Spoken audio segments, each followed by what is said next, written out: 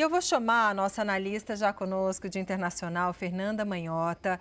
Prazer estar contigo de novo, Manhota. Eu gostaria que você comentasse, então, em termos de mensagem política, o que a Mariana traz elementos importantes, né, sobre a visão de Joe Biden em relação à pena de morte e a visão do novo governo, novo presidente dos Estados Unidos, que assume em 20 de janeiro, também a visão dele sobre pena de morte nos Estados Unidos. Gostaria que você fizesse uma análise sobre o significado dessa decisão, desse indulto, desse perdão neste caso. Boa tarde para você.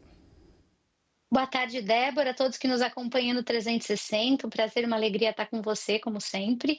E olha, algumas coisas que são importantes até para dar contexto, né, a essa decisão.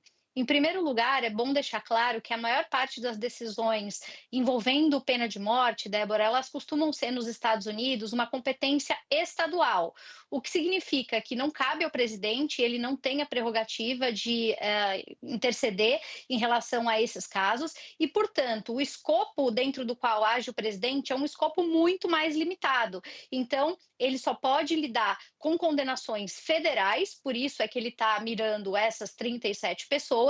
Tem muito mais condenados nos Estados Unidos por pena de morte do que essas 37, mas só 37 estão na alçada que lhe convém, que lhe cabe, que é a alçada federal. Esse é o primeiro elemento que a gente tem que ter presente. Segundo, essa ideia de fornecer, de alguma maneira, clemência, perdão, ou no caso do que ele fez, né, que a gente chama de comutação ou comutar sentenças, é algo que quase todos os presidentes têm feito. Só para vocês terem uma ideia, o presidente Obama, durante a gestão dele, também um democrata, né, no qual inclusive Biden era, para o qual Biden servia como vice-presidente, ao longo do governo chegou a fazer 1.700 perdões. Agora, o que não é comum, qual a diferença de Biden para o que veio antes? Primeiro, em geral, os perdões não são coletivos assim, né, não são em grande quantidade de uma vez, eles são individuais no caso a caso, e em geral também costumam versar para crimes mais brandos, em geral lidando com tráfico de drogas. Então, prisão perpétua sendo substituta para a pena de morte não é exatamente o escopo do que costuma se aplicar. E por que ele faz isso? Primeiro, para cumprir com uma promessa de campanha que ele fez ainda em 2020.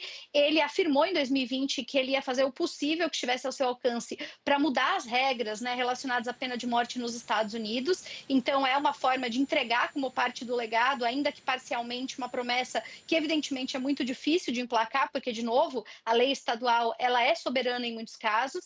E segundo, ele, claro, como você bem disse, está criando um contraste em relação ao seu sucessor, ao Donald Trump, que tem defendido um sistema de lei e ordem ainda mais agressivo. Agora, Débora, uma informação que talvez pouca gente saiba é que Joe Biden, por si só, ele teve uma mudança de convicção em relação a esse tema ao longo da sua vida política. Ele prometeu, como eu disse, em 2020, né, que ele acabaria dentro do que ele pudesse com a pena de morte no país, mas isso não foi basicamente o que ele acreditou a vida toda. Inclusive, nos anos 80 e 90, ele era um dos mais vocais defensores no Senado americano da pena de morte. E ele foi mudando ao longo dos anos de posição, conforme, né, ele amadureceu politicamente e também conforme a própria opinião pública americana transformou as suas convicções nesse período. Então, ele chega em 2024, no apagar das luzes do seu governo, numa tentativa de fazer uma reconciliação com a sua própria história, a sua própria convicção em relação a essa matéria.